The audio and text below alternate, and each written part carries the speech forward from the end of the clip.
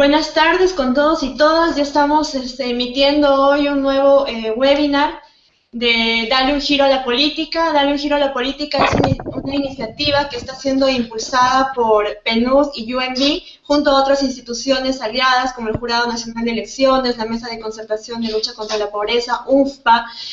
También tenemos a la Escuela de Gobierno y Políticas Públicas de la Pontificia Universidad Católica del Perú, Idea Internacional, Transparencia, entre otras organizaciones. Este programa está dirigido a jóvenes de 18 a 29 años de todo el Perú. Ha habido una selección de 891 postulaciones y actualmente 368 jóvenes están llevando un curso de preparación, de formación y voluntariado para empoderarse más en temas de políticas públicas y así participar efectivamente en los espacios institucionalizados como no institucionalizados. Bueno, estamos entonces en nuestra cuarta transmisión en realidad, porque hubo un webinar de inauguración del programa, y el tema de hoy es Juventudes, Género y Poblaciones Vulnerables. Y para esta emisión hoy tenemos con nosotros a Eugenia Pisa López, quien es especialista en género del Programa de Naciones Unidas para el Desarrollo de Latinoamérica. Ella nos acompaña desde Panamá. Muchas gracias, Eugenia.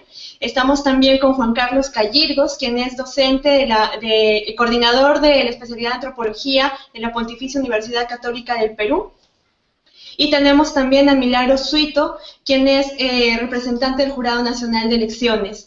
Yo les agradezco por estar aquí conectados con nosotros, por darnos un poco de su tiempo para compartir este tema y estamos seguros que los jóvenes lo van a valorar bastante. Bueno, sin más, la dinámica de participación es la misma que estamos usando en los webinars anteriores. Cada especialista presentará por un espacio de 10 a 12 minutos en relación al tema y luego pasamos a una ronda de preguntas. Y los jóvenes pueden escribir a través de las redes sociales, en Facebook, estamos ahí esperando para sus preguntas, así sistematizarlas para luego compartirlas con los especialistas en 3 rondas. Muchas gracias, entonces empezamos con Eugenia, bienvenida y muchas gracias por estar con nosotros. Muchas gracias y buenas tardes, Perú, es un placer estar con ustedes. Desde Panamá les comparto algunas ideas y algunas experiencias que tenemos en el Programa de Naciones Unidas para el Desarrollo. Yo les voy a hablar un poco de lo que cómo nosotros definimos los conceptos de género, los conceptos de vulnerabilidad, la relevancia de los temas para el trabajo con jóvenes y cómo se abordan algunos de estos temas en la política pública a partir de los trabajos del Programa de Naciones Unidas para el Desarrollo. Bueno, vamos a empezar con el principio. Género y sexo. ¿Por qué se empezó a utilizar la palabra género? Bueno, por ahí de los 70s y los 80s, cuando yo era muy joven, un grupo de antropólogas feministas de varios países del mundo se empezó a preguntar de forma más académica ¿por qué vemos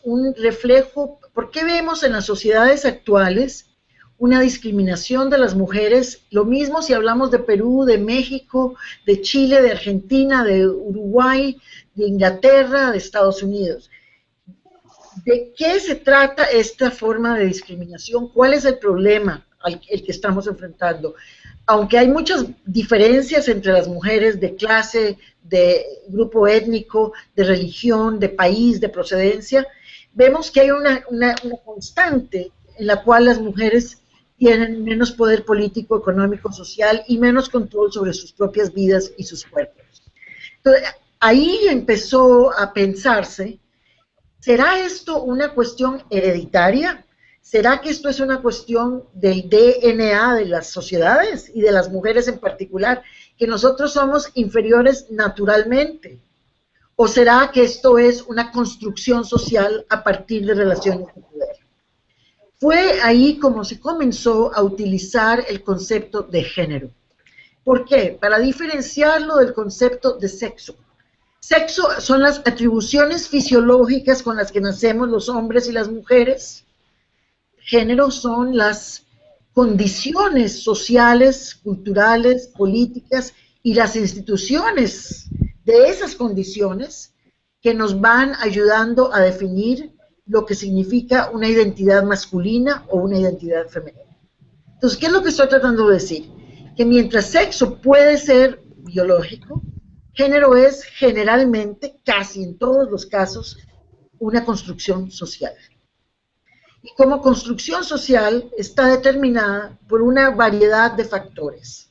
Factores ideológicos, factores de control y acceso a recursos, factores educativos y factores sociales en general, y tiene consecuencias e impactos tanto para hombres como para mujeres. Entonces, cuando se habla de género, se habla de las relaciones sociales entre hombres y mujeres que son construidas socialmente a partir de las relaciones sociales que existen en distintas sociedades.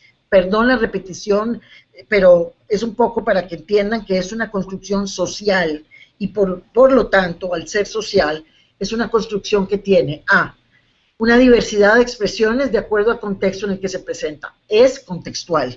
Las relaciones de género son diferentes en México que en Jordania. 2, son variables, no son inmutables, cambian esas relaciones.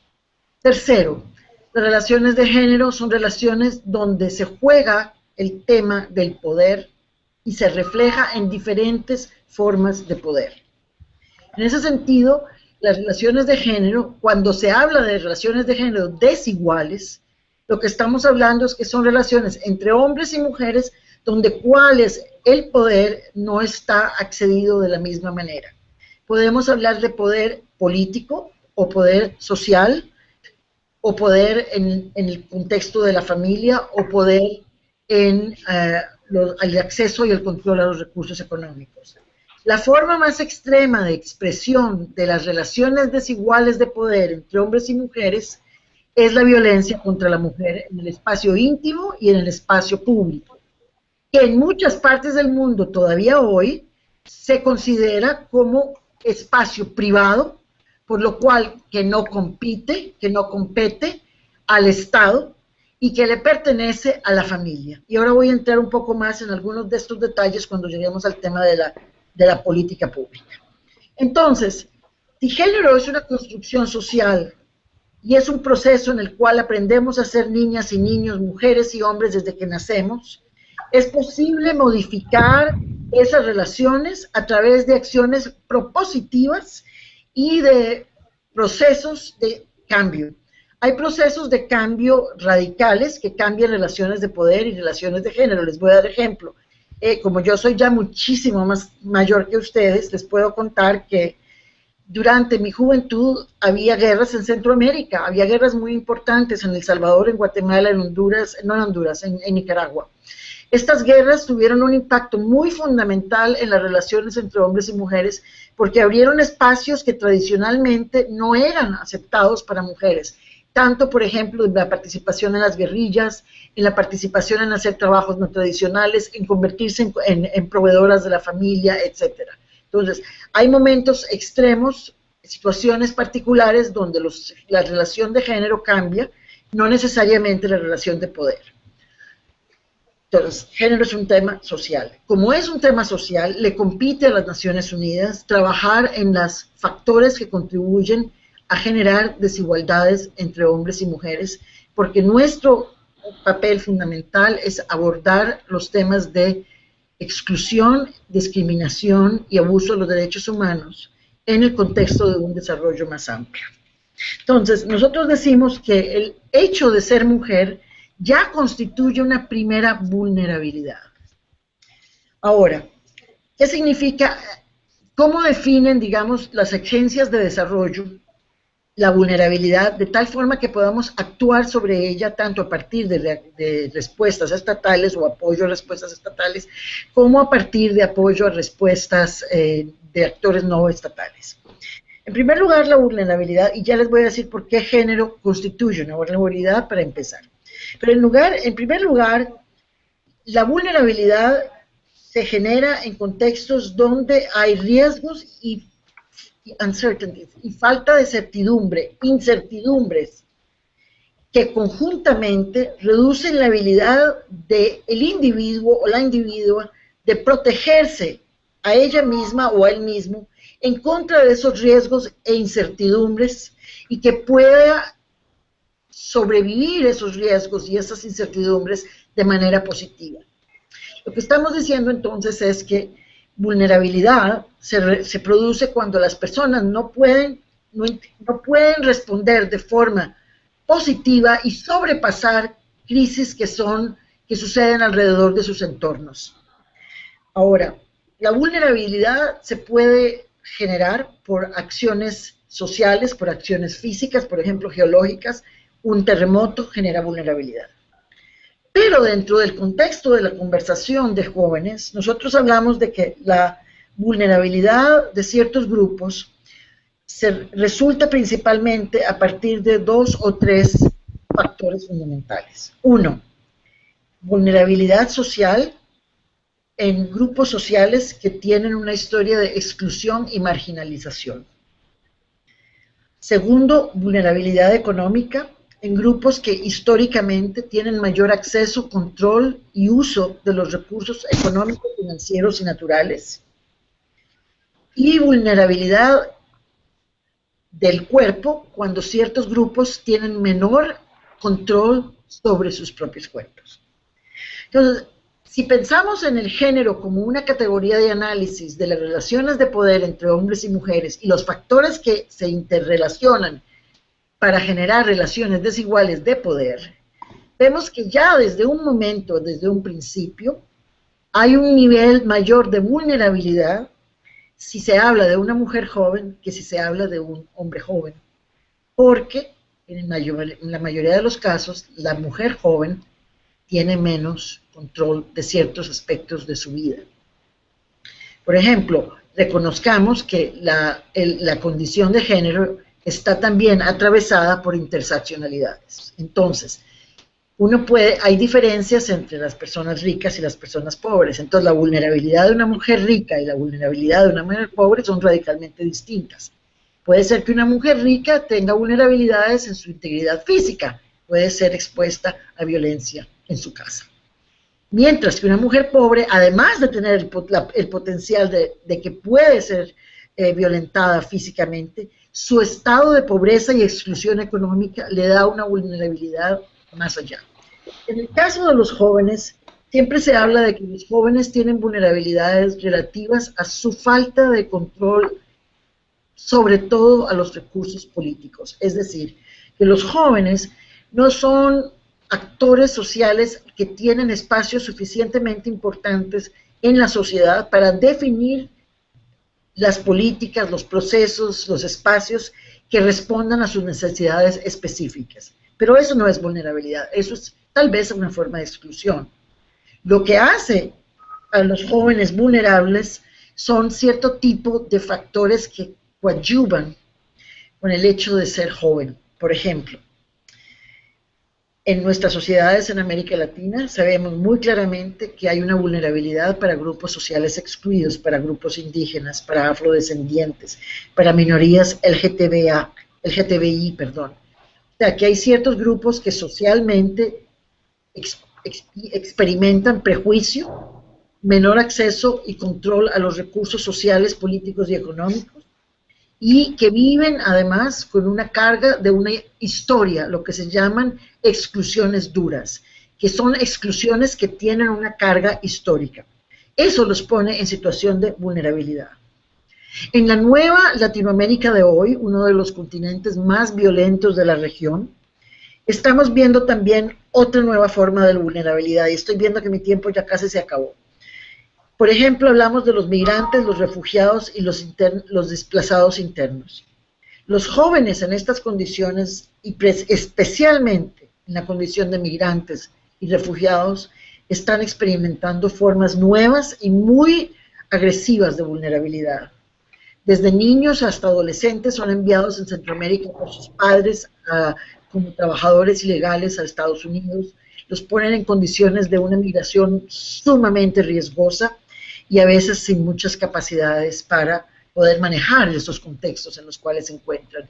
Yo tengo muchas historias de mujeres jóvenes de 18, 20, 21 años que nos cuentan que su vulnerabilidad en el contexto de la migración estuvo más que todo con los aparatos de seguridad en las fronteras que abusan el abuso sexual, la violación, etcétera, etcétera. Otra forma de exclusión importante que genera vulnerabilidad es la identidad sexual, ya sea lesbiana, homosexual, bisexual, transgénero, intersexo. Identidades sexuales que se diferencian que no son iguales a la identidad sexual predominante promovida por actores religiosos, actores políticos, que es la familia heterosexual, etcétera. Toda la forma de sexualidad e identidad sexual que no corresponde estrictamente a un patrón predeterminado de lo que es la normalidad, es excluido. Y a veces la exclusión es mínima, pero a veces la exclusión es máxima. Sabemos, por ejemplo, que en el contexto de América Latina, la gente que es LGBTI tiene tiene derechos jurídicos y legales muy limitados. Y particularmente están expuestos al tema del SIDA y la transmisión del SIDA particularmente peligrosa. Tenemos la condición de personas jóvenes con disabilidades y obviamente en otras partes del mundo también hablamos de personas jóvenes que pertenecen a grupos religiosos que son excluidos. Entonces, los factores que generan vulnerabilidad en la juventud son diversos. Lo importante es comprender, y vuelvo al tema de género e interseccionalidad, que una mujer joven negra de una zona rural de Brasil, que no tiene mucho trabajo, que vive en una zona súper machista, que tiene un padre que tal vez la abusó, etcétera, su nivel de vulnerabilidad no es experimentado separadamente. Ella experimenta todas estas formas de vulnerabilidad conjuntamente. Entonces, tenemos que pensar que la política pública, si es capaz de abordar el tema y la problemática de la vulnerabilidad, necesita tener una dimensión necesita ser multidimensional. ¿Eso qué significa? Que necesitamos tener un mayor entendimiento de cómo los jóvenes experimentan distintas formas de vulnerabilidad y exclusión. Y una vez que se entienden, desarrollar políticas públicas que aborden los nudos de esas formas de exclusión y las distintas aspectos o las distintas dimensiones de esa vulnerabilidad. Y vemos que la vulnerabilidad de las poblaciones indígenas, de los jóvenes en las poblaciones indígenas se da por la falta de acceso al empleo, por discriminación del idioma, porque viven en una zona rural excluida. La política tiene que incluir temas de empleo, de inclusión, de no integración, sino de inclusión social, y tener las dimensiones necesarias para que podamos abordar las problemáticas específicas de esa población. Entonces, ¿qué es lo que estoy tratando de decir? Que la política pública, para ser eficaz con los jóvenes, primero que todo necesitamos más políticas públicas para trabajar con jóvenes, porque en realidad hay muy poco. Yo estaba averiguando, le pedí a una de mis colegas aquí en el equipo que me ayudaran a encontrar estrategias de desarrollo nacional para jóvenes. Y vimos que había muy poco en América Latina. Entonces, una de las cosas que son importantes y que el Perú promueve son las estrategias de desarrollo nacional para el empoderamiento de la juventud, que tienden a ser estrategias multidimensionales y multinivel, que trabajan a nivel nacional, a nivel estadual, a nivel local. Segundo, necesitamos estrategias que sean muchísimo más multidimensionales. No se trata de solo abordar el tema del empleo, o el tema de la salud, o el tema del SIDA, o el tema de que vamos a dar un poquito de participación política. Se trata de entender que factores se apoyan unos a otros y que tenemos que encontrar en esos factores dónde están los ejes más centrales que cuando los abordamos podemos generar ciclos más virtuosos. Y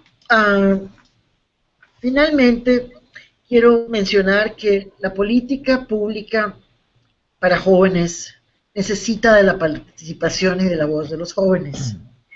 Si no hay una participación y una voz de los jóvenes, obviamente la política pública no va a responder a sus necesidades. Entonces, ¿cuál es el gran reto que tenemos en nuestros países de América Latina? Bueno, tenemos estados que no son muy abiertos, a la participación ciudadana. Tenemos estados que son muy fragmentados y que y una parte del estado, si una institución piensa una cosa, otra institución piensa otra cosa completamente distinta. Y tenemos estados que son muy poco transparentes y muy poco incluyentes. Nosotros estamos haciendo un análisis muy detallado aquí en el PNUD de cuáles son las políticas en la región que son más importantes en términos de resultados incluyentes. ¿Qué significa? Que una política resultó en la inclusión de un grupo social de forma significativa. Bueno, es poco. Las políticas incluyentes no son parte del acopio de herramientas que usan los estados de forma más general. Claro, estamos teniendo cambios significativos en algunos países. Claro que sí, estamos teniendo la realidad de Bolivia. Creo que en cada uno de nuestros países encontraremos respuestas que son más incluyentes y que son más multidimensionales y que son más multisectorales. Pero en realidad también tenemos una situación donde en general el Estado no tiene una tendencia natural a trabajar de esa manera. Entonces, ¿qué en última instancia para mí, cuál es el eje que hay que trabajar en el tema de la política pública? Tenemos que seguir advocando, peleando por tener estados altamente democráticos, que nos permitan participación amplia, que nos den voz y representatividad, y que nos incluyan políticas sociales, económicas y de medio ambiente que están enfocadas en el bienestar del individuo y no en el bienestar del sector privado. Ay, con eso me quedo. Yo creo que me fui 1 minuto y medio más largo de lo que debía haber hablado, lo siento mucho. Muchas gracias.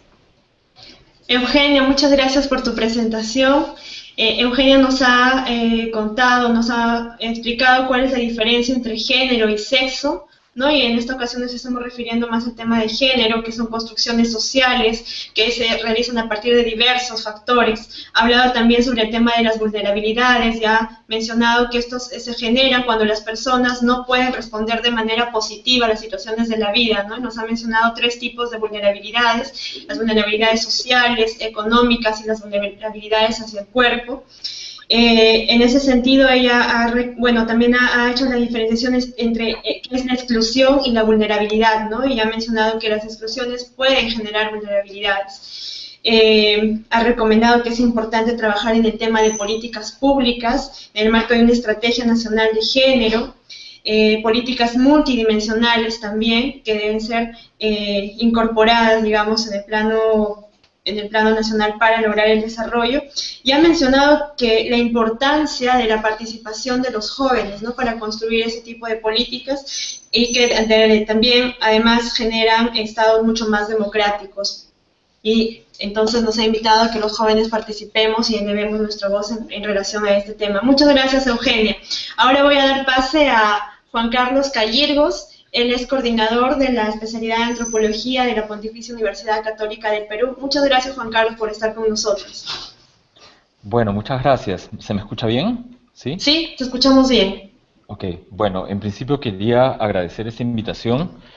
Me parece muy importante que los jóvenes se involucren en temas así, que se involucren en la política, que venzan estas resistencias que vienen de que por un lado lo político está desprestigiado y se asocia, digamos, a algo sucio, a la corrupción, y por otro lado, que venzan estas resistencias que vienen por los discursos individualistas, ¿no es cierto?, que nos dicen que debemos enfocarnos en nuestro beneficio personal, en lograr éxitos como individuos, y que nos olvidemos más bien de temas como de promover espacios de participación en que se piense acerca de lo público, ¿no es cierto?, qué país queremos, cómo queremos o podemos contribuir a hacer de nuestra sociedad una sociedad mejor, ¿no? Entonces me parece sumamente importante esta iniciativa y que se use esta tecnología como para incluir a la participación de más personas, ¿no?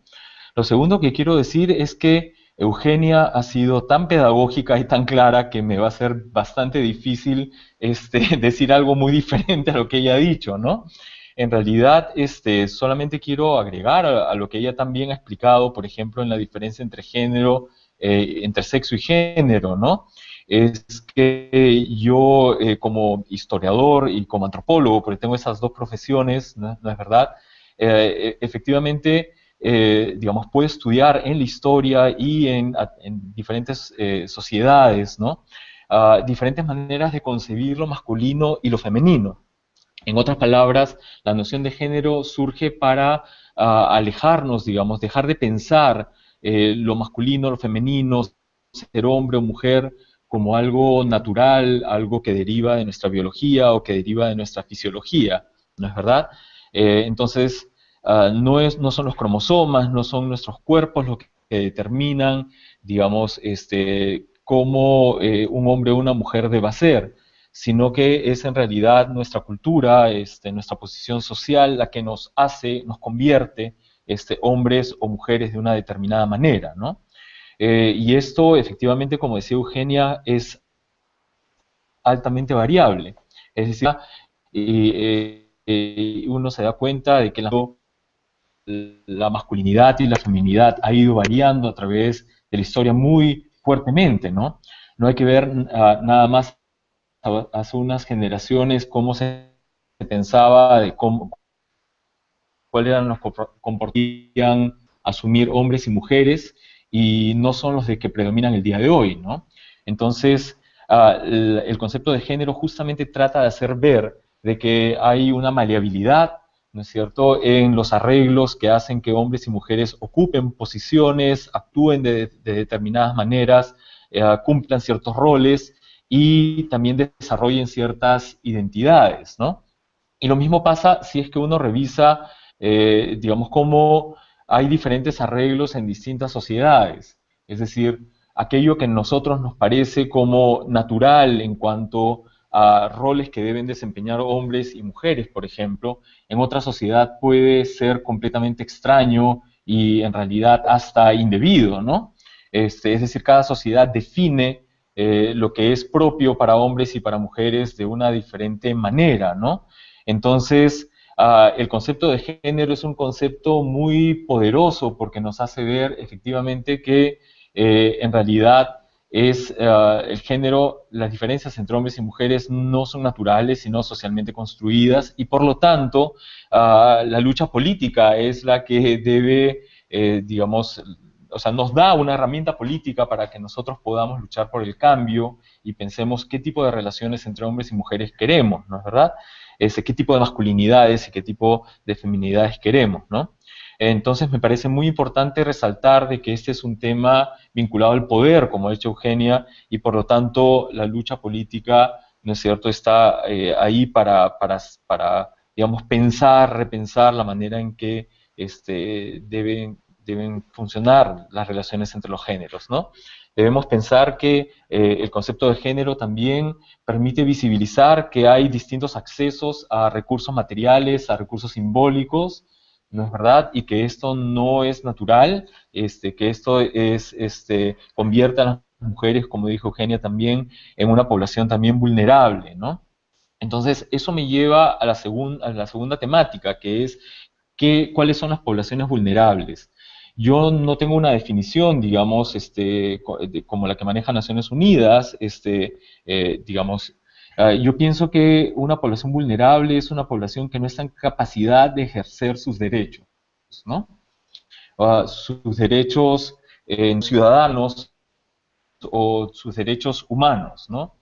Entonces, una población vulnerable es una población como la población pobre, por ejemplo, los pueblos indígenas, los pueblos afroperuanos, los grupos LGTB, por ejemplo, o las propias mujeres, ¿no? Es decir, grupos que históricamente han sufrido de despojo, han sufrido de subordinación, han estado sujetos, ¿no es cierto?, a procesos de explotación, por ejemplo, de su fuerza de trabajo, ¿no?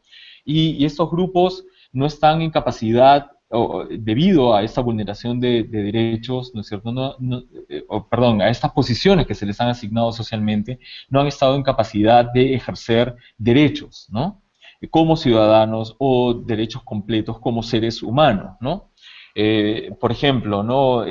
Grupos indígenas o afroperuanos han estado históricamente excluidos del acceso al derecho de la educación, por ejemplo, ¿no? O a servicios. Si uno va, por ejemplo, a lugares de la costa peruana donde hay una población afroperuana predominante, uno se va a dar cuenta que la pobreza, por ejemplo, es una característica de estas poblaciones y uno se pregunta por qué se mantienen en la pobreza, y en realidad es que hay procesos históricos de larga data, ¿no es cierto?, que impiden que estas personas ejerzan derechos que les permitan, digamos, surgir, salir de esa situación de postración, de esa situación de pobreza, ¿no?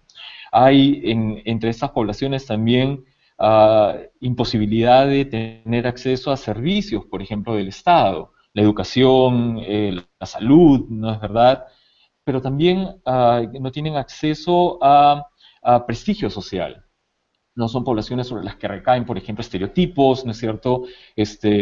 Prejuicios muy profundamente arraigados en nuestra sociedad que parecen asignarles un lugar, digamos, inferior, ¿no? Y perpetúa, en realidad,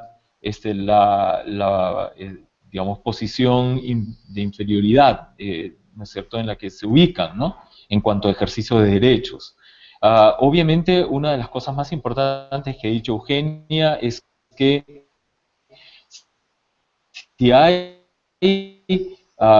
digamos, pueblos afroperuanos y las, digamos, poblaciones vulnerables, la vulnerabilidad aumenta cuando estas características se entrecruzan. Por ejemplo, ser indígena mujer, o ser afroperuana, ¿no es verdad?, o ser una persona pobre, LGTB, ¿no es cierto?, implica ser más vulnerable, ¿no es verdad?, tener menos capacidad para ejercer derechos civiles, derechos ciudadanos, derechos humanos, ¿no es verdad? Quiero hacer notar también que así como unas personas, digamos, son población vulnerable, hay otras personas que son privilegiadas, ¿no es verdad? Es decir, el privilegio es la contraparte de la vulneración, ¿no es verdad? Así como hay personas pobres y que no tienen acceso, digamos, a recursos materiales, hay otras personas que tienen más posibilidades de gozar acceso a recursos materiales, así como hay personas que no acceden a recursos simbólicos, hay otras personas que sí acceden, ¿no? Entonces, estamos hablando, cuando hablamos de vulnerabilidad, no estamos hablando de una característica, digamos, esencial de las personas. En otras palabras, las mujeres no son vulnerables porque son mujeres, porque hay algo en su naturaleza que las haga vulnerables, o los afroperuanos o los indígenas, ¿no es cierto?, no es que sean naturalmente vulnerables, sino que están en relaciones de poder, en arreglos sociales históricamente construidos, que los pone en una situación de vulnerabilidad, ¿no? Y que pone a otras personas en situación de privilegio. En ese sentido, mientras que, por ejemplo, las mujeres están más expuestas a la pobreza en el Perú, esto quiere decir que hay un mayor privilegio también de los varones, ¿no es verdad? En el Perú la pobreza tiene un rostro de mujer, ¿no? Son las mujeres, inclusive dentro, los que tienen mayores índices de nutrición, los que tienen menos nivel educativo, y que por lo tanto van a verse incapacitadas, ¿no es cierto?, de ejercer derechos, ¿no? Las mujeres también están más expuestas a peligros, por ejemplo, están más expuestas a violencia, y eso quiere decir que los varones tenemos el privilegio, por ejemplo, de tener menos miedo al salir a la calle, ¿no es cierto?, el privilegio de gozar una vida, digamos, con más oportunidades, ¿no? Lo que estoy queriendo decir es que la población vulnerable es vulnerable porque hay injusticias en la sociedad, no porque la gente naturalmente tenga alguna característica que la haga inferior, ¿no es verdad? Entonces me parece muy importante pensar en la vulnerabilidad como resultado de vulnerabilidad social, ¿no es cierto?, como resultado de injusticia social, ¿no? Y que esto nos haga reflexionar sobre también nuestros propios privilegios. Y yo como varón de clase media, con una cierta educación, nivel educativo, digamos, no he llegado a esta posición de tener un nivel educativo, de ser profesor universitario solamente por mis propios méritos, también porque existen unos arreglos sociales que me han permitido, ¿no es cierto?, tener acceso a oportunidades que otras personas, a las que son negadas a otras personas, quiero decir, ¿no? Entonces, hablar de vulnerabilidad también, digamos, por el reflejo nos hace pensar en cuáles son nuestros privilegios y, por lo tanto, cuáles son nuestras responsabilidades, ¿no?, frente, debido a estos privilegios y frente a las personas que no lo tienen, ¿no? Entonces, Creo que, no sé cómo estoy de tiempo, pero ¿puedo detenerme aquí como para luego seguir conversando? Sí, sí, claro, Juan Carlos. Ok. Como decía Eugenia, ha tomado casi todos los temas con una solvencia tan grande que no tengo mucho más que añadir. Excelente, muchas gracias, Juan Carlos. Ok. Juan Carlos nos Gracias, Juan ha Carlos. reforzado las características o lo que se entiende por vulnerabilidad, ¿no? Él ha remarcado que esto está vinculado al tema de relaciones de poder también y en relación también a los arreglos sociales que existen, ¿no? Y que dejan, digamos, en algún sentido u otro a las mujeres en más situación de vulnerabilidad. Ha resaltado también el tema de que cuando las vulnerabilidades se entrecruzan, ¿no? La situación de las personas que no pueden acceder a sus derechos es peor, ¿no?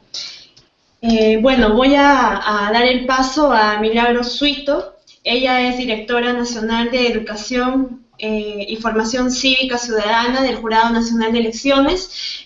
No la podemos ver porque hay un problema con su cámara, pero la vamos a escuchar. Milagros, gracias por estar con nosotros. Bienvenida, por favor. Hola, ¿cómo están? No sé si me escuchan, ¿sí?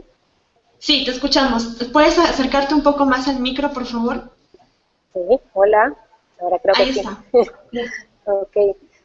Muchas gracias nuevamente por la oportunidad de poder compartir algunas ideas, además ya con las brillantes participaciones de los que me antecedieron. En mi caso, lo que voy a intentar hacer, dado que han hecho una excelente presentación con relación ya a qué se entiende o qué se entiende por población vulnerable o no, en el caso mío yo voy a tratar o intentar de desarrollar más bien cuál es la relación que se tiene desde el sistema electoral y la democracia, y cuáles son estos mecanismos que el sistema electoral ha desarrollado o intenta, ¿no? Procurar para poder, digamos, generar algunas medidas que permitan que estos grupos históricamente excluidos del poder pues puedan participar tal como lo establecen nuestra Constitución y nuestras normas legales, ¿no? Pero disculparán un poco el sesgo del derecho, dada mi especialidad, pero vamos a intentar dar a conocer este tratamiento, ¿no? desde el sistema electoral. En el caso peruano, pues nuestra Constitución señala que el país sin duda se rige bajo un Estado democrático, ¿no? Social y soberano, ¿no? Regido, digamos, a partir de dos grandes principios, ¿no? El de soberanía popular y el principio de separación de poderes, lo que evidencia que, claro, sin duda, vivimos bajo una democracia formalmente representativa.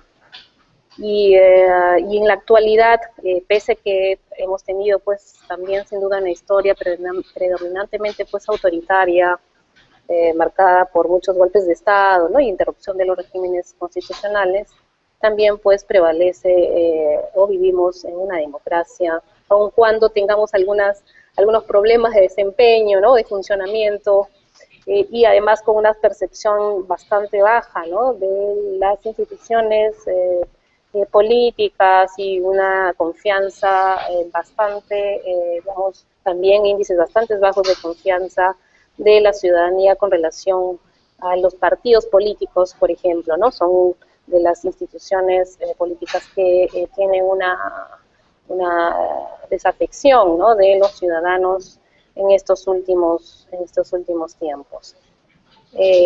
Pero sin duda el sistema electoral digamos, ha intentado o ha procurado a partir también de algunas definiciones, ¿no? Conceptualizaciones previas, como ya se había mencionado, poblaciones históricamente excluidas del poder y de la participación efectiva como ciudadanos, en este caso de los derechos políticos. de los derechos políticos, entiéndase, por un lado, de la participación en elecciones, pero por otro lado, de la participación en elecciones también como candidatos, ¿no? Es decir, por un lado del sufragio activo, del sufragio pasivo, y los problemas que se han ido evidenciando a lo largo de estas últimas décadas. Y una de las cuestiones yo creo que también importantes ha sido ya en la década de los 90, es que el Estado, a partir de algunos diseños o arreglos institucionales, a través de las llamadas cuotas electorales, que no son otra cosa que unos mecanismos o las llamadas también acciones afirmativas temporales que permiten a estos grupos históricamente excluidos, entiéndanse las mujeres, los jóvenes, los pueblos indígenas, incluso ya ahora recientemente también estamos también evidenciando, ¿no? Se está poniendo en evidencia en la agenda los problemas que se presentan alrededor de la población LGTBI, de la comunidad LGTBI.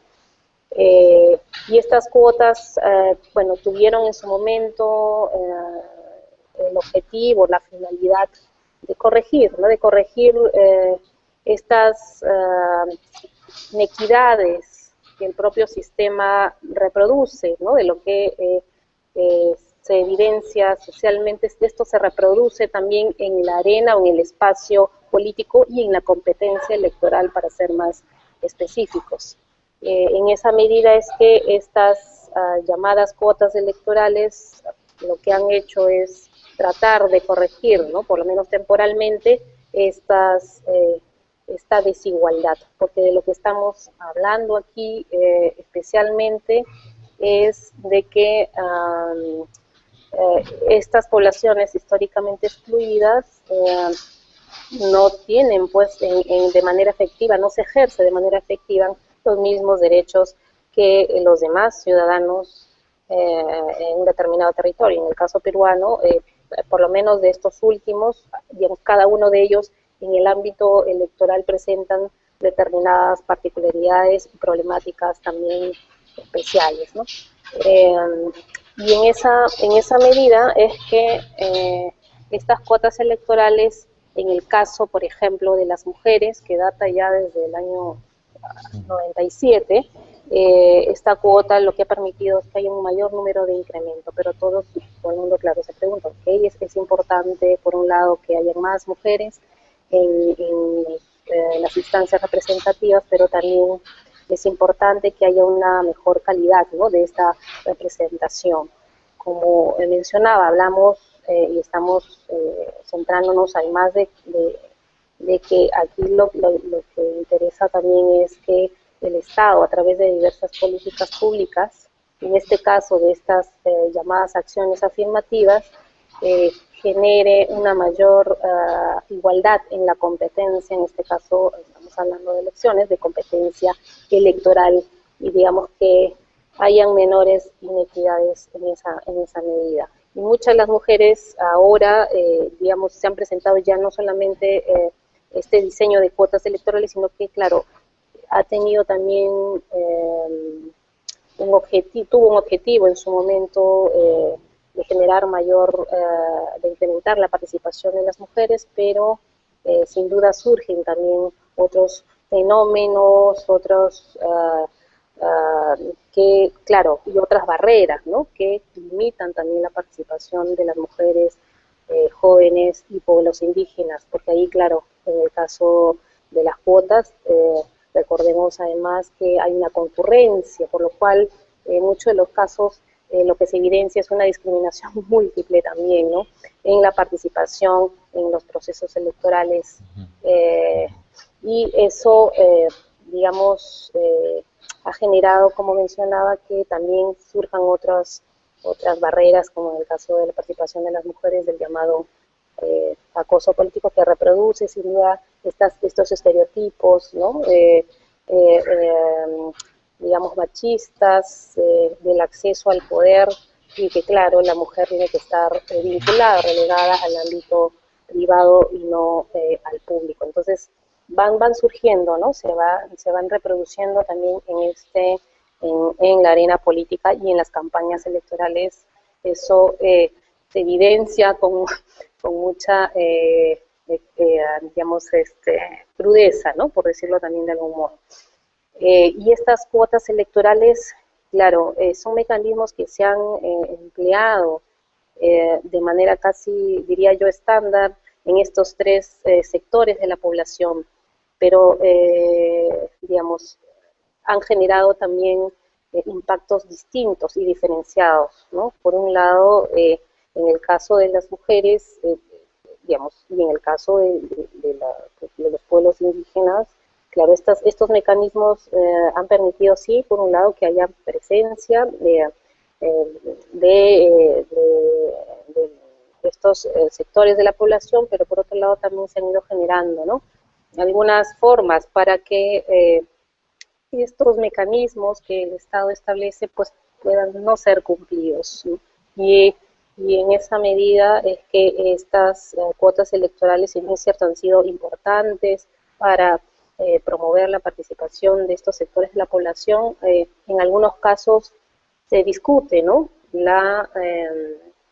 Digamos, se discute ahora, por ejemplo, en el caso de la cuota indígena, si más bien que lejos de generar una representación efectiva, más bien lo que genera es una mayor fragmentación al interior de las comunidades indígenas, ¿no? Porque claro está que los partidos políticos, al ser un requisito que establece la norma para poder inscribir sus candidaturas, pues en muchos casos lo que más bien genera al interior de la organización o de la comunidad es una fragmentación interna. Entonces, eso no se condice con necesariamente, ¿no? Con los usos y costumbres de las comunidades, y no necesariamente el mecanismo de las cuotas electorales para todos los sectores, bueno, tiene un efecto, diría yo, digamos, positivo, ¿no? Pero finalmente son los diseños institucionales que se han regulado para, de alguna manera, promover la participación efectiva de estos sectores de la población.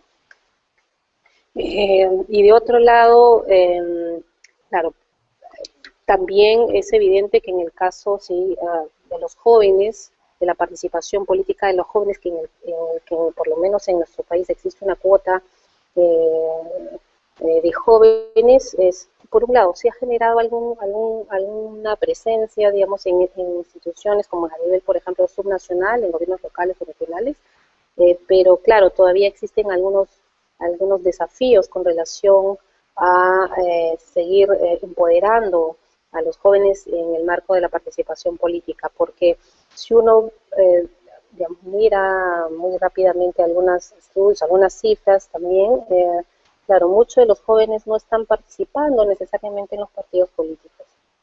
Son porcentajes muy menores, ¿no? Cerca de ni el 2% de ciudadanos que están afiliados a los partidos políticos. Y eso a veces genera pues estas desafecciones, ¿no? Y que digamos, no canalicen los partidos políticos las verdaderas demandas de estos sectores de la población. En muchos de ellos han habido, si bien es cierto, un número de candidatos considerable con relación a los procesos anteriores, pero todavía es cierto que faltan de algunas medidas de reforma, por un lado electoral, pero también, como bien han dicho muchas organizaciones, también de generar empoderamiento de los jóvenes, generar mayor digamos, capacitación que les permita también a ellos tener una participación efectiva, pero también todo eso va acompañado de políticas públicas más integrales, ¿no? Que puedan generar una participación de los jóvenes o de los pueblos indígenas en el marco de la participación también política o del ejercicio efectivo de sus derechos políticos. Y algunos desafíos con relación a estos diseños y arreglos institucionales, dado que, como bien dicen también algunos, que aquí en el país hay una democracia más bien de cuotas, ¿no? Porque claro, nos hemos quedado un poco con esta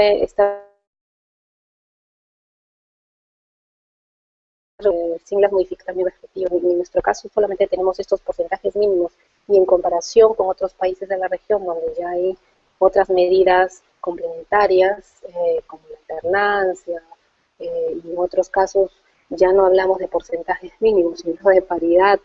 En el caso de las mujeres acá todavía estamos viviendo un poco este momento, esta etapa de democracia, más bien de cuotas electorales.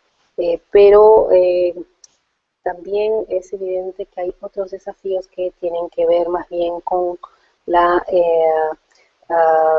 participación electoral, especialmente de los jóvenes en las listas y en las campañas electorales, pero para ello se necesita también que se institucionalicen los partidos políticos, ¿no? Toda vez que la participación electoral se canaliza casi exclusivamente a través de los partidos, de organizaciones políticas, partidos, movimientos o organizaciones políticas locales, y eso, digamos, genera también que los jóvenes tengan, digamos, esas habilidades también para poder continuar en la arena política, ¿no? Y algunos desafíos también que se presentan es en torno a la modificación de la legislación electoral que está en este momento en discusión, ¿no? Es decir, mejorar,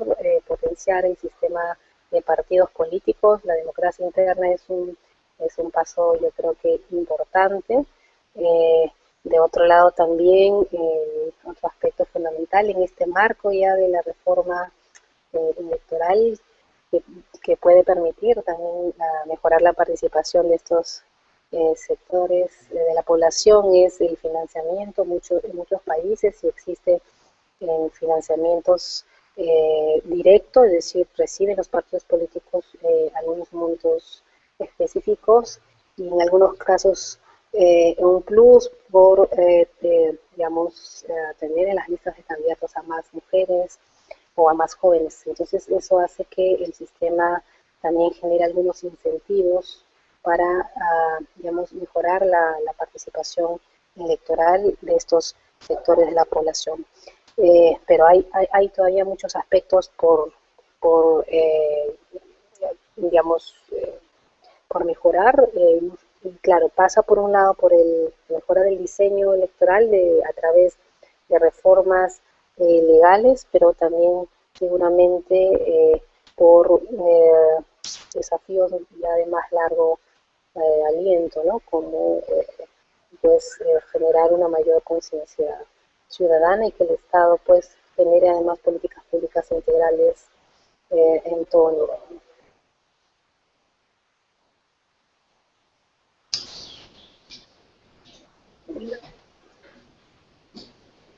Milagros, muchas gracias por tu participación.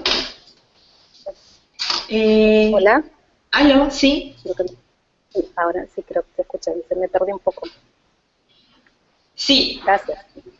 Gracias a ti por estar conectada con nosotros y haber compartido acerca de los mecanismos que se ha desarrollado, ¿no?, en el país para promover, digamos, o reducir las vulnerabilidades y el que es el tema que hoy estamos tratando. Has mencionado tú que estas directivas políticas, como las cuotas electorales, opciones afirmativas temporales, tienen fortalezas pero también debilidades, ¿no? Las fortalezas has mencionado que estas permiten incluir a grupos históricamente excluidos y también corregir las inequidades que vienen históricamente, o se vienen produciendo históricamente. Luego has mencionado que en uno de los desafíos, ¿no?, es que estas cuotas a veces no condicen con las condiciones culturales, y ahí habría que hacer, digamos, algún tipo de arreglo, ¿no? has mencionado que también es importante trabajar en la institucionalización de los partidos políticos para que también haya, digamos, o se considere mucho aún a la participación política juvenil. Y, bueno, has mencionado que es importante mejorar el diseño electoral, ¿no? Para poder aplicar efectivamente y mucho mejor estos arreglos políticos que has mencionado. Bueno, yo les agradezco a los tres ponentes que hoy nos acompañan con este tema que es juventudes, género y poblaciones vulnerables. Y tengo aquí ya las preguntas de los participantes que nos están siguiendo a través de las redes sociales, están por YouTube y también por Hangouts. Y están escribiendo sus preguntas por el grupo de Facebook y el fanpage que tenemos de Darle un Giro a la Política. Voy a leer las preguntas y luego empezamos a responder. Voy a invitar a Eugenia para que pueda responder en primer lugar y luego seguirá Juan Carlos y luego Milagros Suito. La pregunta dice si podrían explicar ampliamente las diferencias entre inclusión e integración social. Y luego hay una pregunta para Eugenia y dice, con lo que refiere Eugenia de plataformas multinivel, ¿sería entonces necesario un ministerio de juventud o solo políticas públicas transversales, bien aplicadas obviamente, menciona, que abarquen todos los ministerios y sectores y demás? Luego consulta... la tercera pregunta es, ¿cómo lograr mecanismos de participación activa para que las poblaciones vulnerables sean consideradas en las políticas públicas? Eugenia, ¿podemos comenzar contigo? Sí, claro, ¿me escuchas? Sí, sí, te escuchamos. Muchas gracias, muchísimas gracias, muy interesante, gracias a los colegas que presentaron. Creo que nuestras presentaciones están muy interrelacionadas y se complementan muy bien. Bueno, yo voy a empezar con el tema de inclusión e integración. Creo que le voy a dejar mucho de esa respuesta a nuestro querido antropólogo, que son los que han estudiado más este tipo de cosas, pero de forma simple, integración es un concepto que surgió de las ciencias sociales en los años 30 y 40, en muchos de los países donde había imperio, especialmente en los países donde los ingleses y los franceses tenían imperio, y trataban de integrar a las poblaciones locales a la nueva cultura de los conquistadores. Estoy siendo un poco exagerada, pero me parece que es importante que dé el ejemplo. ¿Qué es lo que significaba? Que se trataba de integrar a los aborígenes australianos a que funcionaran, se comportaran, se identificaran, tuvieran una identidad como si fueran blancos importados de Inglaterra. Se hicieron experiencias similares en algunos países de América Latina con aspectos de integración de los indígenas a los procesos de modernización y a los procesos de desarrollo. Muchas de estas iniciativas resultaron en fracaso porque, primero, no entendían suficientemente la forma de organización social y las realidades concretas de la sociedad y la cosmología y cosmovisión de los grupos que querían integrar. Y en segundo lugar, las propuestas de integración se hicieron desde una perspectiva de exclusión, y a eso vengo yo, a la palabra exclusión. Es decir, nosotros los vamos a integrar para que se comporten, vivan y funcionen como nosotros, pero no les vamos a dar los recursos, ni los apoyos, ni todo lo que necesitan para que puedan ser casi como nosotros. Entonces tenemos experiencias, en algunos casos extremas, de modelos de integración. Creo que el caso australiano, y en algunos casos en el norte de Europa, donde quisieron incluir a los esquimales, por ejemplo, y a los inuendos de Finlandia, son formas extremas de perspectivas de integración. Desde perspectivas muchísimo más livianas y mucho más suaves de muchos de los institutos indigenistas en América Latina, por ejemplo. En otros, no voy a entrar en más detalles. ¿Qué significa inclusión para mí, como oficial de las Naciones Unidas? ¿Qué es lo que abogamos nosotros como el concepto de inclusión? Para nosotros el concepto de inclusión es un concepto que implica entender que podemos participar en condiciones de igualdad y gozar en condiciones de igualdad de nuestros derechos humanos a pesar de y gracias a nuestras diferencias. Que no tenemos que tener una modificación de nuestras diferencias, que no tenemos que adaptar nuestras diferencias necesariamente, sino que nuestras diferencias como indígenas, como afrodescendientes, como LGTBI, como campesinos, como jóvenes, esas diferencias sean reconocidas, aceptadas, celebradas, incluidas en la política pública. Eso es a lo que me refiero cuando hablamos de inclusión. Entonces, cuando hablamos de políticas incluyentes, y eso es muy importante, no hablamos de que vamos a hacer un par de sesiones donde puedan consultarse a los jóvenes de cómo quieren que sea el parque en su vecindario. Estamos hablando de políticas mucho más sustantivas que logren tener resultados incluyentes. ¿Qué significa? Como les decía, si tenemos un problema de empleo, significativamente los accesos al empleo de los jóvenes, y especialmente los jóvenes de grupos rurales y de grupos étnicos minoritarios, tienen muchísimo más problemas para acceder al empleo. ¿Cuáles son las políticas que van a resultar en que haya más empleo para estas poblaciones? De eso se trata. Segundo, la diferencia entre plataformas multidimensionales y políticas públicas. Yo no estoy muy convencida si lo mejor es tener un Ministerio de la Juventud o no tenerlo. Voy a hablar un poco de la experiencia con los Ministerios de la Mujer. Los Ministerios de la Mujer surgieron en los últimos años en América Latina, son un mecanismo que existe, las mujeres que los lideran son maravillosas, hay un gran esfuerzo para darles poder, para darles estructura, hay todas estrategias, digamos, de lo que son. ¿Cuál es el problema? ¿Cuáles son los logros de estos ministerios? Los logros de estos ministerios son que han logrado, son como vectores.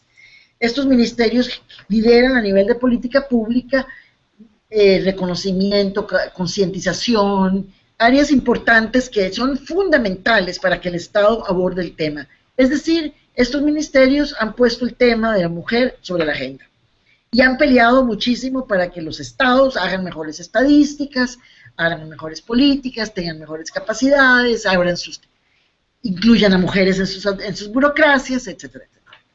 El problema es que han sido marginales, de que tienen recursos relativamente limitados, de que no son parte del centro. En muy pocos de estos países los institutos de la mujer tienen rango ministerial. Por ejemplo, existe rango ministerial en Chile, en algunos países, pero en muchos otros países como Uruguay, como Brasil, etcétera, no existe. Es más, en Brasil hoy en día, con el último cambio político que hubo, se cerró el Ministerio de la Mujer.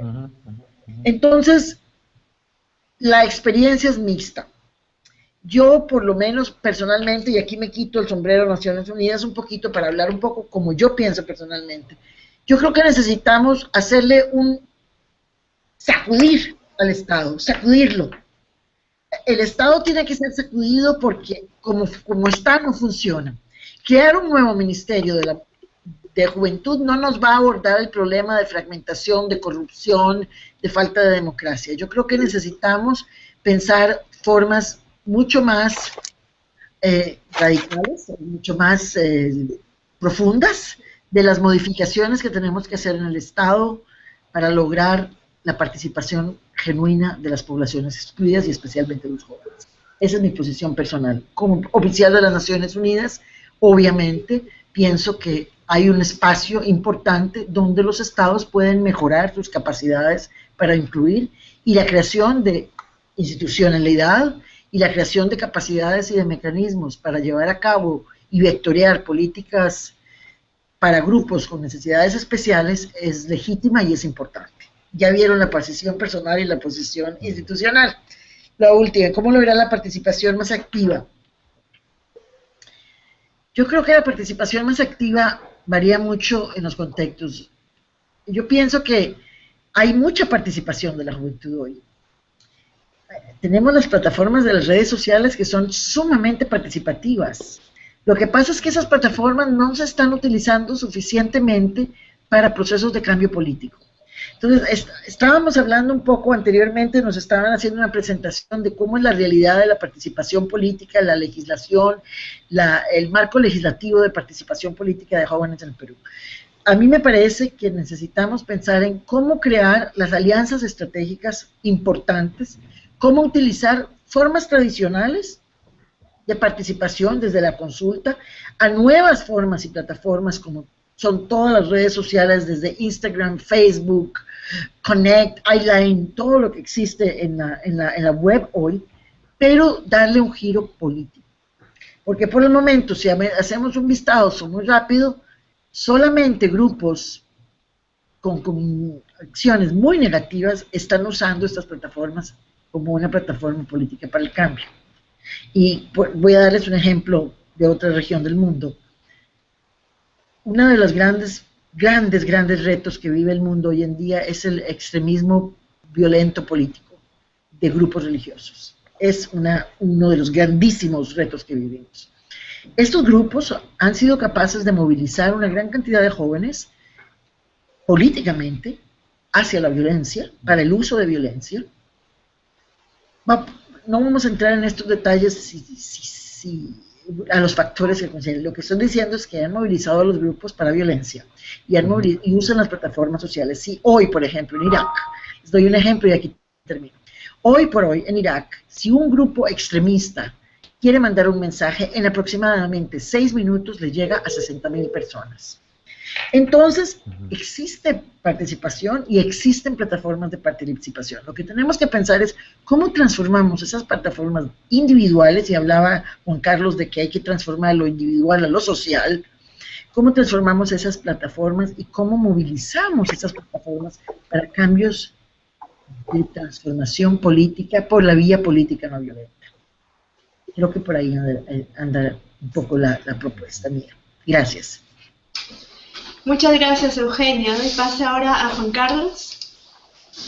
Sí, bueno, de nuevo, Eugenia como que ha marcado bastante bien, digamos, esta temática, ya avanzó básicamente todo lo que quería decir. Solamente remarcar es que efectivamente la noción de integración es una noción un poco engañosa, ¿no? O sea, digamos, si ponemos integración como usualmente se ha entendido, es decir, que tengamos un Estado o una nación, mejor dicho, homogénea, y que el costo de la integración sea eliminar las diferencias o imponer un modelo cultural, ¿no es cierto?, que sea que elimine, digamos, las que hay en el Perú. Entonces, evidentemente, esa integración, digamos, no es un ideal por el cual luchar, ¿no? Yo creo que estamos en un momento en que valoramos más la diferencia de lo que se valoraba, digamos, por ejemplo, en el siglo XIX, cuando surgen los estados-nación. Lo que buscan es tener estados objetivos únicos en que funcionen en castellano y con que también están concebidos solamente con ideales de justicia, de lo que es bueno, lo que es malo, cómo se trata un proceso que son occidentales, ¿no es verdad? Y son ajenos a poblaciones indígenas, por ejemplo. Entonces, creo que el reto es cómo construimos un país que no es, digamos, violento en contra de la diferencia, que respeta la diferencia, pero que al mismo tiempo da oportunidades a todos los peruanos de salir adelante. Ser diferente culturalmente no debería ser una condena para ser pobre, no debería ser una condena para tener menos ejercicio de derechos, ¿no? Pero póngase a pensar cómo en el Perú, por ejemplo, las personas que hablan una lengua nativa están expuestas a discriminación cotidiana y además estructuralmente tienen menos posibilidades de vivir de acuerdo a sus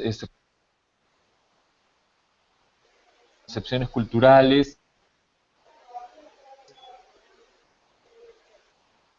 y a crear conocimiento, y sus propios también es imponer un modelo homogéneo de lo que es conocimiento, ¿no? Entonces, las iniciativas, por ejemplo, de educación intercultural son bastante, en realidad, incipientes todavía, ¿no? Entonces, ¿cómo conseguimos ese Estado que integre, pero no a costa de, ¿no es cierto?, eliminar las diferencias? que sea sensible y que respete las diferencias, ¿no? Yo creo que ese es el reto que tenemos por delante ahora que hemos aprendido a valorar más la diferencia, la diversidad, ahora que la consideramos un valor, ¿no? Que debemos considerarla más allá de cuestiones muy superficiales, no es por el turismo, no es por un orgullo nacional, digamos, de que el Perú es muy colorido, debemos pensar en las vidas de personas, ¿no es cierto?, que tienen derecho a ser, digamos, vidas, hacer sus vidas en sus culturas, en sus orientaciones sexuales, ¿no es cierto?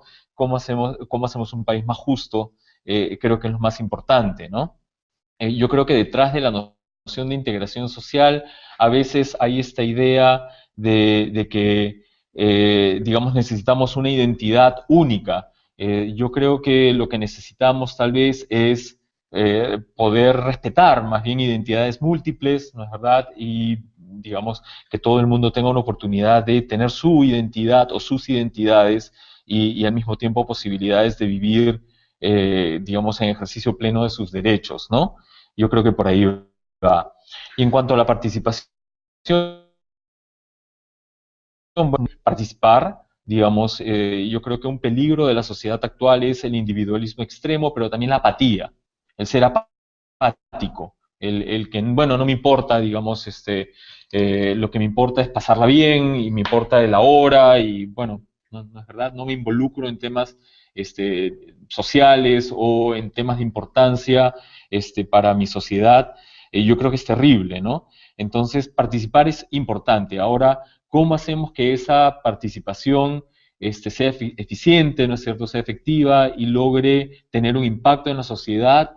Eso es lo que tenemos que pensar, ¿no es verdad? Yo creo que hay ciertos canales, como la tecnología, que permiten, digamos, que la gente participe más, pero yo creo que Eugenia en realidad pareciera que no lo estamos aprovechando y quienes lo están aprovechando son, digamos, las fuerzas del mercado que usan las redes para vendernos cosas, ¿no es verdad? O los grupos extremistas de los cuales hablaba ella también, ¿no?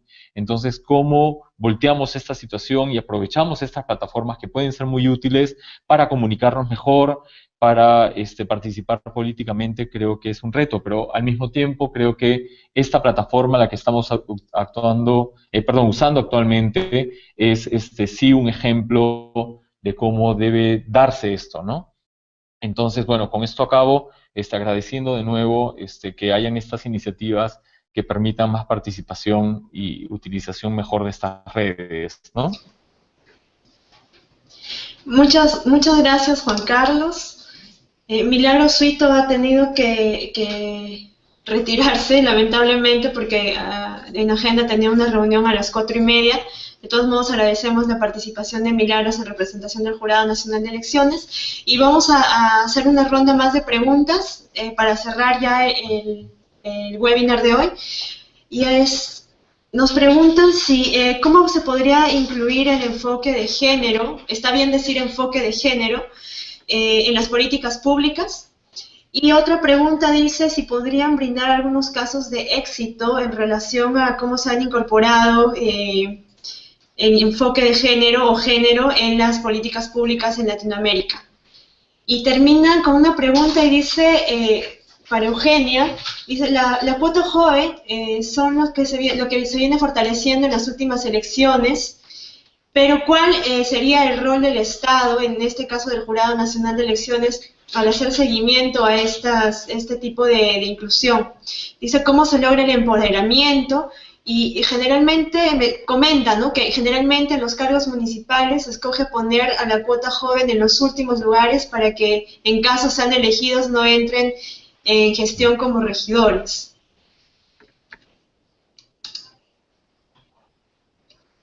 Hola, Eugenia, ¿estás ahí? Sí, aquí estoy. Es que no escucho muy bien por el momento, entonces estoy apagando la pantalla.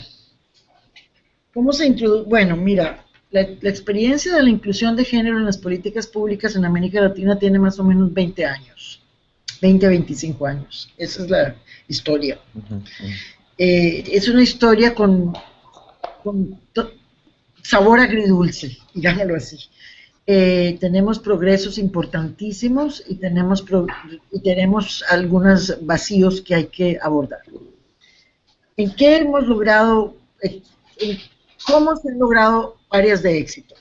Bueno, nosotros decimos que la incorporación de la perspectiva de género es un proceso que requiere de una revisión profunda de la política pública para ver cómo la política pública aborda las necesidades diferenciadas de hombres y mujeres, por una parte, y por otra parte, la política pública apoya procesos de empoderamiento de las mujeres, ya que ellas viven en condiciones de desigualdad de poder económico, poder social, poder político, integridad física. Entonces, cuando hablamos de transversación de la política de género, hablamos de cómo logramos meternos en el engranaje del Estado para poder transformar esa política pública. ¿Cuáles son las estrategias que han usado los gobiernos? Mira, lo primero que se ha hecho en muchos casos, como les decía anteriormente, es crear instituciones vectoras como institutos de la mujer, ministerios de la mujer, etc.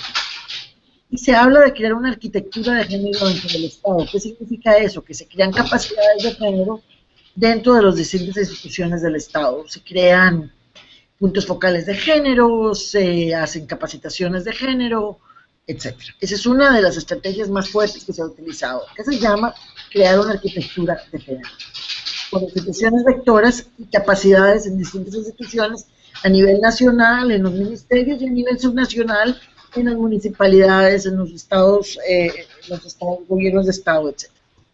La segunda área que ha sido pero muy, muy fuerte es el desarrollo de evidencias. ¿Cómo logramos demostrar que existen brechas?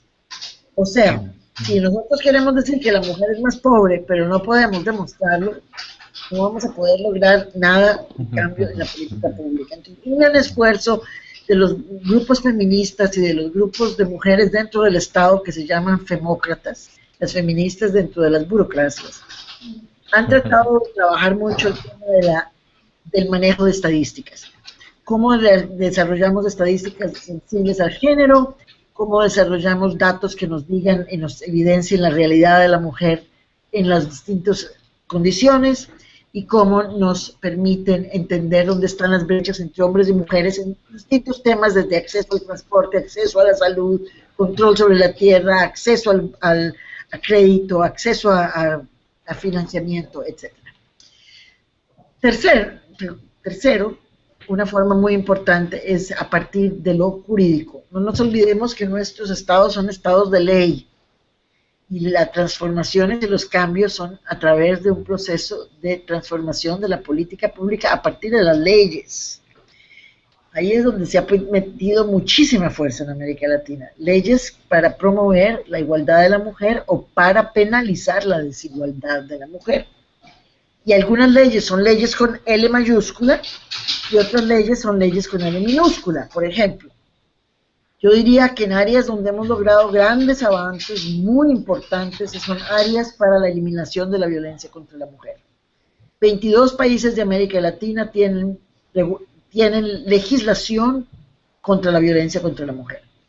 De esos 22 países, 11 países, 11 o 12, no recuerdo bien, de América Latina, tienen lo que se llama leyes de segunda generación. ¿Qué significa?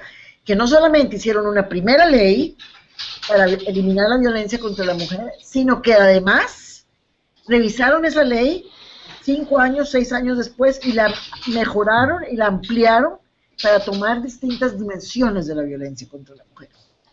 Y en algunos de esos países ya tenemos adicionalmente leyes contra el femicidio y feminicidio, es decir, leyes contra la mujer cuando es matada porque es mujer. No otra razón. Entonces, se han pasado muchas leyes. Hemos trabajado en el PNUD, por ejemplo, muchísimo en normas de igualdad dentro del sector privado. Por ejemplo, trabajamos con 11 o 12 países la creación de normas para que el gobierno pueda regular de alguna manera cómo funciona la igualdad de la mujer en el sector privado, en el mercado. cómo deben funcionar las juntas directivas, cómo deben evitarse la segregación vertical de los trabajadores, cómo se promueve la mujer, cómo se evitan los salarios diferenciados por sexo, donde el mismo trabajo es hecho por un hombre y una mujer, pero a la mujer se le paga menos y al hombre se le paga más. Cómo se promueve el acceso de la mujer al mercado de trabajo. Les estoy dando ejemplos para que vean el tipo de política pública dentro de la regulación. Voy a casi terminar. ¿Cuál es uno de los grandes sucesos de la política pública en términos de género? Yo creo que se puede usar como experiencia que es relevante para la juventud. En América Latina no habría habido cambios en la política pública si no hubiera habido un movimiento feminista. Y eso es absolutamente innegable.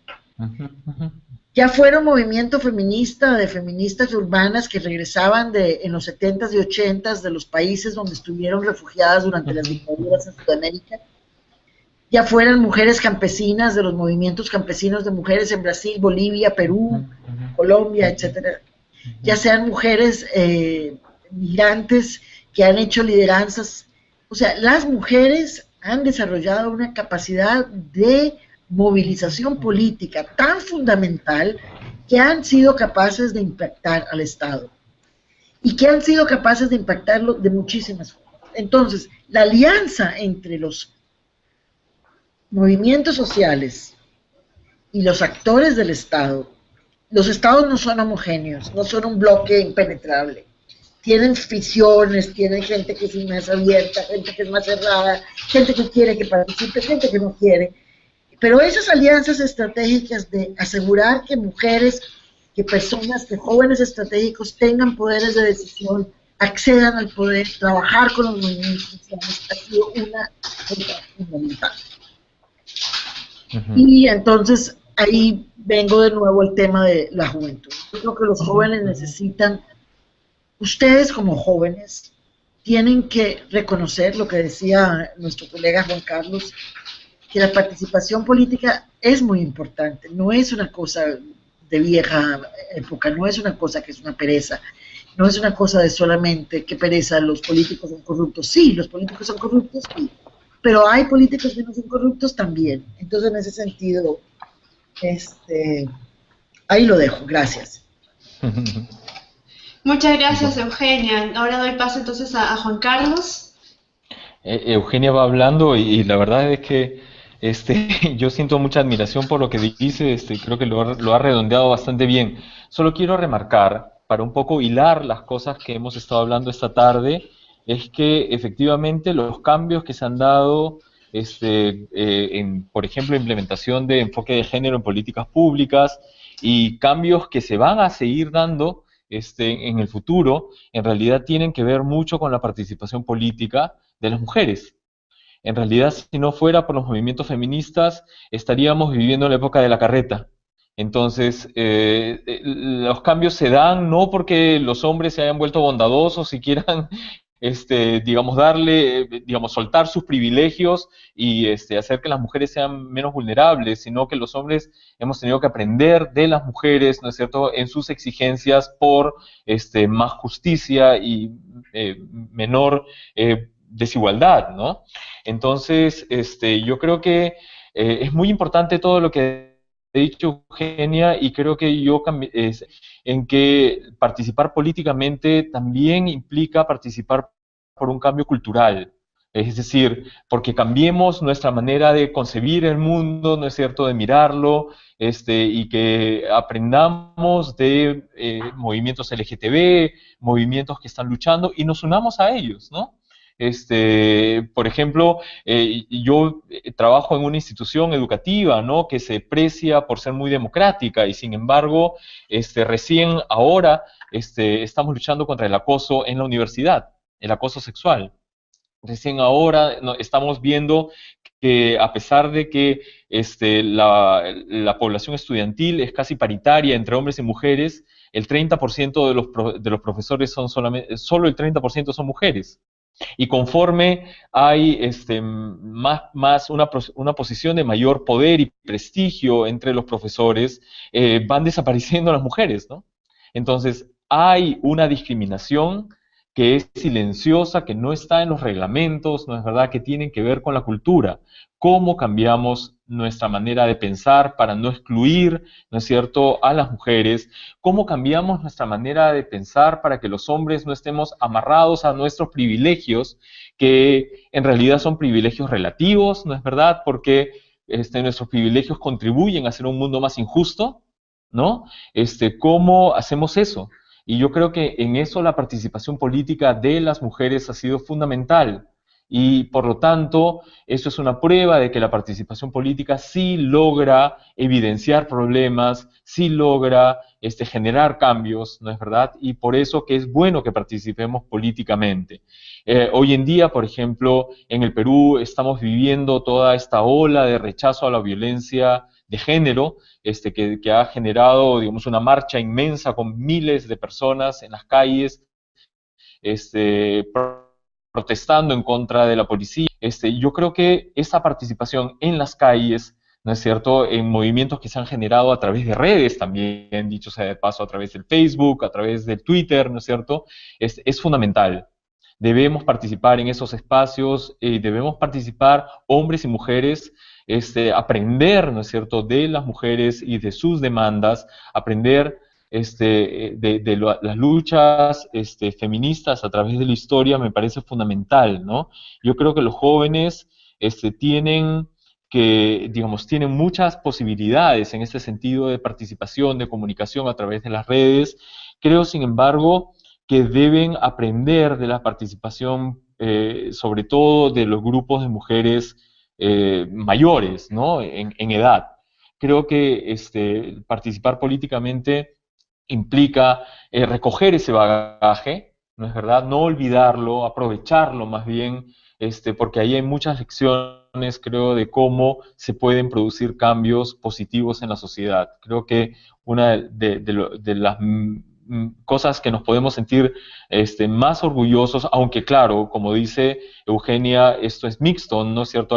Hay triunfos, hay avances, pero también hay, digamos, barreras todavía muy grandes que hay que vencer. Es lo que han logrado los grupos feministas, lo que han logrado los grupos LGTB, ¿no es cierto?, para hacer visibles sus demandas, para hacer visible, ¿no es cierto?, esta vulnerabilidad a sus derechos, jóvenes experiencias, y luchen en ese sentido por que esos triunfos parciales de los movimientos feministas y LGTB se profundicen y sean más generalizados, ¿no? Y con eso acabo. Juan Carlos, muchas gracias por tu respuesta, y yo tengo 3 preguntas que me parecen muy interesantes y que no quisiera cerrar este webinar sin tener la participación de ustedes dos, que nos están en verdad brindando información muy valiosa. Terminamos con esta ronda, y la pregunta dice: ¿cuáles son las posibles consecuencias sociales de que el Estado tome políticas para poblaciones vulnerables, especialmente las LGTB, que son las más marginadas? ¿Con qué políticas se puede comenzar una mejor calidad de vida y por tanto la reducción de la vulnerabilidad en estas poblaciones?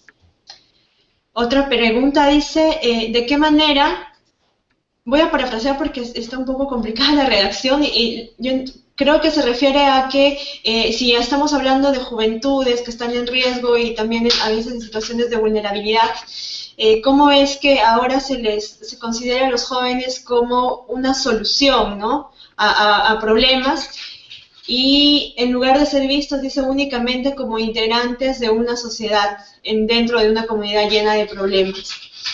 Y la última pregunta dice: si bien es cierto, las cuotas fueron inicialmente establecidas para generar la participación de determinados grupos sociales, en la actualidad se ve que estas cuotas son solo para lograr la inscripción del partido o movimiento político. Por ejemplo, en algunos casos una mujer perteneciente a una comunidad indígena cumpliría con la cuota joven, la cuota de género, y es una sola persona, limitando de esta manera la participación de más integrantes en el partido. En todo caso, ¿qué medidas de prevención y corrección serían recomendables encaminar para garantizar la participación política? Te dejo, María Eugenia, a ti la voz, por favor, para que nos puedas comentar en relación a estas preguntas. Y para cerrar, si les pido que si nos pueden recomendar algún tipo de bibliografía. Mira, gracias. No entendí bien la última pregunta. No sé si te molestaría repetirla. No, claro que no. Ahora te la vuelvo a leer. Dice, si bien se refiere a que las cuotas de género, dice, inicialmente han sido establecidas para generar participación de determinados grupos sociales, ¿no? Y en la actualidad, comenta, se ven que estas cuotas son solo para lograr la inscripción de un partido político o movimiento, porque dice que en algunos casos un joven perteneciente a una comunidad indígena, dice, cumpliría con la cuota joven y la cuota de género, y es una sola persona, la misma persona que cumple las dos cuotas. Entonces dice, esto limita la participación, ¿no? Y pregunta qué medidas de prevención y corrección podrían de alguna manera ayudar a corregir este problema y garantizar realmente una participación efectiva en la política. Gracias. Bueno, en la pregunta con los derechos de los grupos de diferentes identidades sexuales, a mí me parece que en la región de América Latina estamos en una posición en la cual lo más importante en estos momentos es respetar los derechos básicos de las minorías sexuales. Solamente hay, creo que 2 o 3 países, 4 quizás en la región donde el matrimonio gay es aceptado: México, Colombia, Chile, no, México, Colombia, Brasil, no sé si Chile, creo que no, me imagino que no lo sé. Entonces tenemos una situación en la cual en algunos países las actividades de gente gay son penalizadas, en otros países los derechos son mínimos. En la mayoría de los casos hay una cultura que hablaba de nuevo Juan Carlos, el tema de la cultura. Yo creo que el tema de la cultura en el tema gay es fundamental, transformación de la cultura.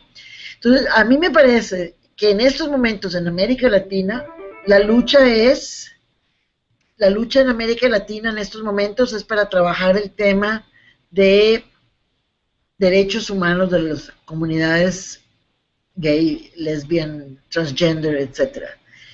Me parece que eso es fundamental.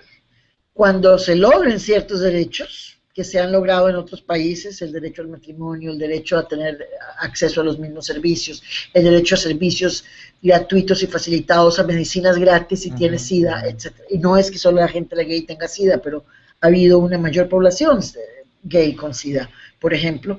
Cuando tengamos esos derechos básicos podríamos pensar en otro. Para mí el tema es cómo proteger y mantener y abogar y pelear por los derechos de las minorías sexuales en estos momentos.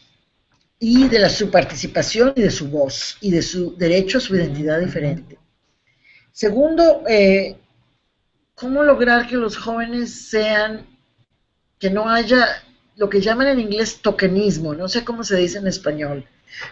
En inglés significa que es como un token, que se agarra, que la mujer y la joven o el joven se eligen y se escogen solamente porque deben llenar la cuota y demostrar que están cumpliendo la ley.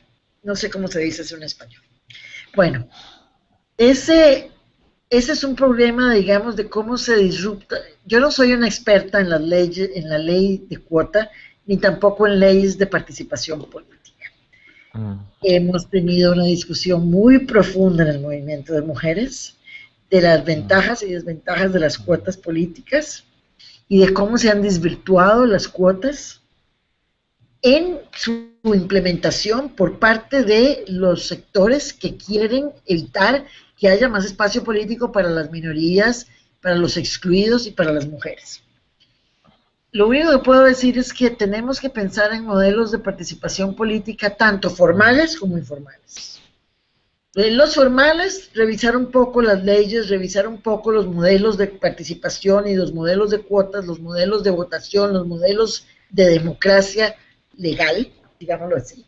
Y por otra parte, pensar en cuáles son los espacios de participación en los cuales demandamos nuestros derechos de una forma más contundente.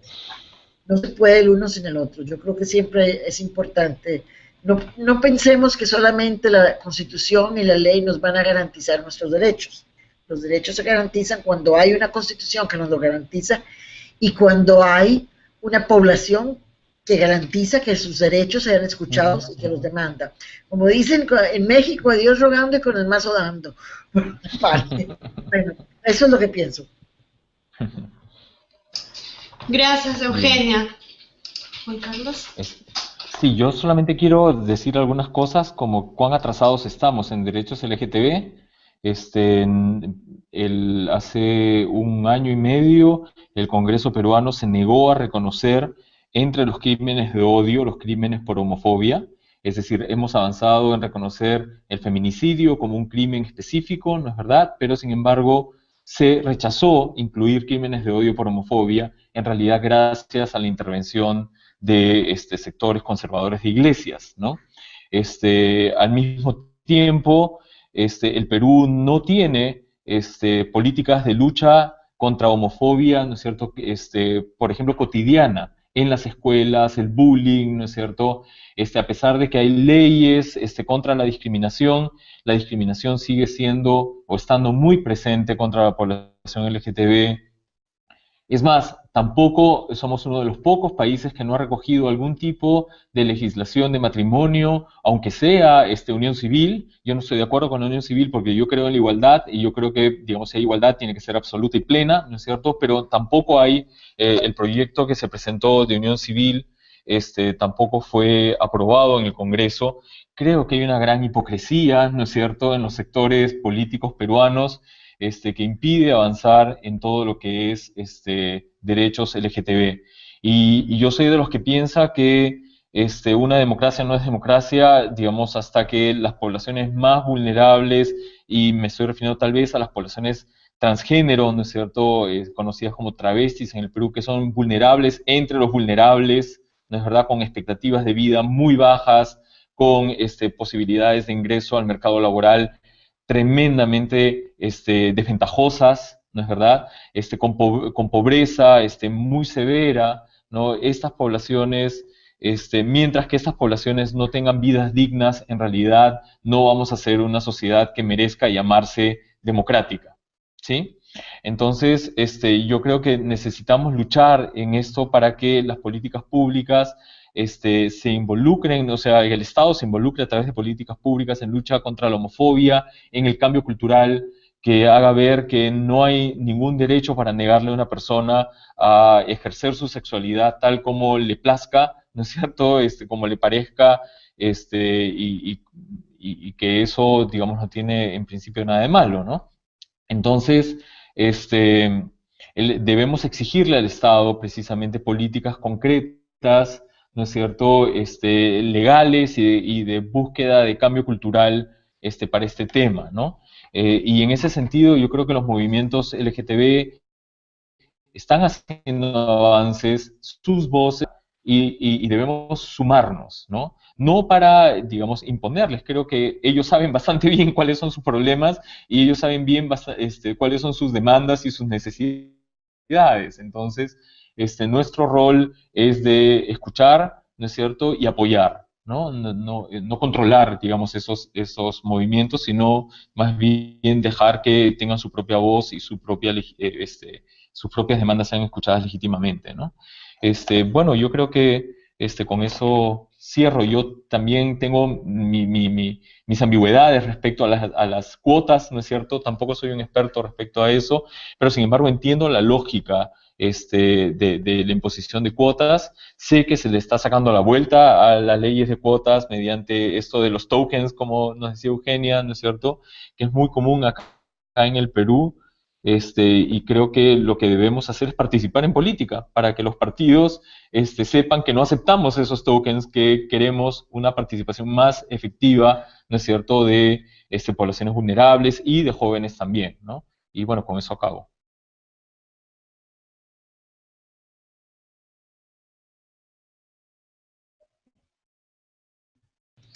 Gracias. ¿Nuestras anfitrionas están ahí?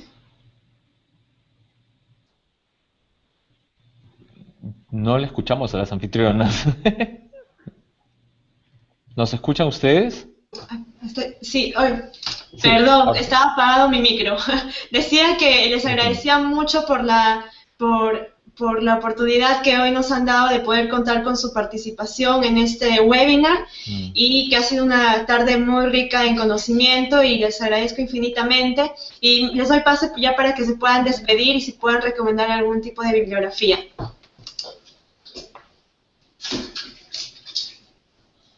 Gracias, muy amables. Yo voy a mandar la bibliografía por email a las colegas de Perú y espero que puedan compartirla con ustedes. Muchas gracias. Ha sido un placer. Sí. Lástima que no los pude ver. Gracias, Eugenia. Juan Carlos. Sí, bueno, yo quiero agradecer la oportunidad de lo que hemos hecho hoy día. Este ha sido para mí muy innovador, primera vez que estoy en un webinar. Y además quiero agradecerles por la oportunidad de conocer a Eugenia. Creo que no, escucharla ha sido todo un placer. Bueno, muchas gracias. Bien, muchas gracias a ambos y bueno, también a Igualmente. Milagros que estuvo en un inicio y invito a quienes nos están siguiendo que el siguiente webinar es el 31 de agosto, es el final ya de este programa de formación que también estamos llevando adelante con los 360 jóvenes. Ellos están llevando un programa de formación con 14 sesiones y temas vinculados a política, a cómo funciona el Estado peruano, ¿no? Y también a temas de juventud. Entonces, el programa termina el 4 de septiembre, pero nuestro último webinar es el día 31 de agosto. Y bueno, seguramente más adelante estaremos programando también nuevos webinars con especialistas que también puedan compartir con nosotros su tiempo. Muchas gracias nuevamente. Buenas tardes. Y bueno, pues hay que darle un giro a la política con todas las recomendaciones que nos están dando aquí los especialistas. Gracias. Gracias, hasta luego. Buenas tardes. Adiós. Gracias, hasta luego. So pray to God so he can take me out.